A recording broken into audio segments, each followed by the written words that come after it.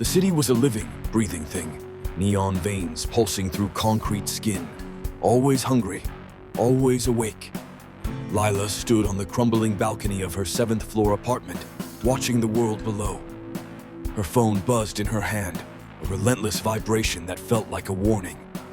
She ignored it, but the sensation lingered, prickling at her nerves. The night was thick with humidity, the kind that made your skin feel too tight. Lila pressed her palms against the cold railing, trying to ground herself. She could see her reflection in the window, wide eyes, hair in wild coils, lips pressed tight. She looked like a startled animal, barely holding it together. Inside, her roommate's laughter spilled down the hallway, bright and careless. Lila envied that, envied anyone who could just exist without the constant static in their head. She felt like she was always tuning in and out of a station that never quite came in clear. Her phone buzzed again. This time, she looked. "You coming tonight?" "You promised." Lila's stomach twisted. She had promised. She'd said yes to the party, to the chance to be normal, to dance and laugh and maybe, just maybe, forget about the gnawing thing inside her chest. But now, faced with the reality of leaving her apartment, she felt the familiar electric butterflies, sharp, fluttering panic, wings made of glass. She typed a reply with shaking hands. "Yeah, I'll be there." She threw on a jacket, grabbed her keys, and locked the door behind her before she could change her mind. The elevator was broken, so she took the stairs, counting each step like a mantra. The stairwell lights flickered as she passed, shadows stretching and shrinking, making her feel like she was being watched. By the time she reached the street, her heart was pounding so loud she was sure everyone could hear it. The city pressed in on her from all sides. Sirens, laughter, the smell of fried food and car exhaust. She pulled her hood up, tried to shrink herself, to become invisible. She walked fast, dodging bodies, eyes fixed on the cracks in the sidewalk. She couldn't shake the feeling that someone was following her, footsteps echoing just a little too close behind. When she glanced back, there was no one there, just the city pulsing and indifferent. The party was in a warehouse by the river, a place where music leaked through the walls and spilled out onto the street. Lila could feel the bass in her bones before she even reached the door. She hesitated, her hand hovering over the handle. Her phone buzzed again. "Where are you at?" She took a breath, pushed inside. The room was chaos, lights strobing, bodies moving in time with the beat. Laughter and shouts and the clink of bottles. Lila's friend Jade spotted her and waved her over. Lila forced a smile, weaving through the crowd. "Girl, you made it." Jade hugged her, warm and solid.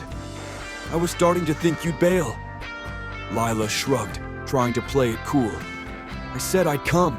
Jade handed her a drink. "Let's dance."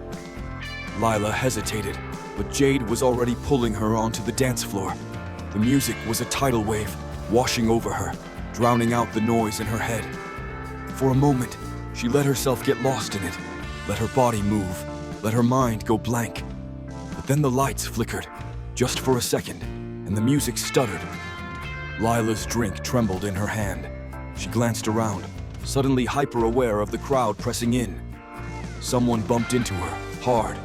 Her drink spilled, cold and sticky down her arm. The butterflies came back, sharper this time. She stumbled off the dance floor, heart racing. The hallway to the bathroom was dim, the shadow thick and restless. She caught a glimpse of herself in a cracked mirror.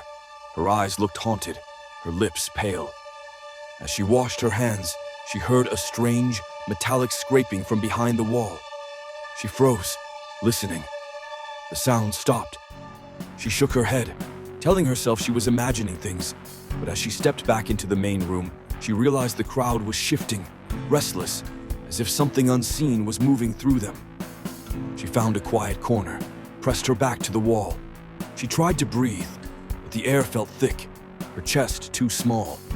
She wanted to scream, to run, to disappear. Her phone buzzed again. This time the message was from an unknown number. "You see it too, don't you? Don't trust the exits." Her blood ran cold. She looked up and saw Jade weaving through the crowd toward her. Hey, you okay? Lila shook her head, tears prickling at her eyes. I can't. It's too much. Jade didn't say anything, just sat beside her, shoulder to shoulder. The music thumped on, but in their little bubble, it felt far away. It's okay, Jade said softly. You don't have to pretend. Lila let out a shaky laugh. I wish I could just be normal. Jade squeezed her hand. Normal's overrated. You're here. That's enough. But then the music cut out with a harsh screech. The lights flickered again, longer this time. And when they came back, the doors were closed, security locks sliding into place with a heavy clang. The crowd's confusion turned to panic. Someone tried the main entrance, but it wouldn't budge. A distorted voice crackled over the speakers. Remain calm. This is for your safety. The crowd surged, pushing against the doors. Lila's phone buzzed again. Find the light. Only the true can leave. Jade's hand felt colder now, her eyes distant. Lila's heart hammered as she realized Jade's lips were moving, whispering words Lila couldn't hear. The shadows in the corners seemed to pulse, growing darker, reaching for her. Lila pushed away from Jade, searching for the emergency exit. She squeezed through the crowd, the butterflies in her chest now frantic, desperate. In the back, a red light glowed above a door. She ran for it, but as she reached out, the light flickered and died. She turned and saw Jade standing in the center of the room, her face blank, her voice echoing in Lila's mind. You have to face it, Lila. You can't run. The walls seemed to close in, the air thick with fear and static. Lila squeezed her eyes shut, willing herself to wake up, to be anywhere but here. When she opened them, she was alone in the warehouse, the city's neon glow seeping through the cracked windows. Her phone buzzed one last time. You made it. Welcome back.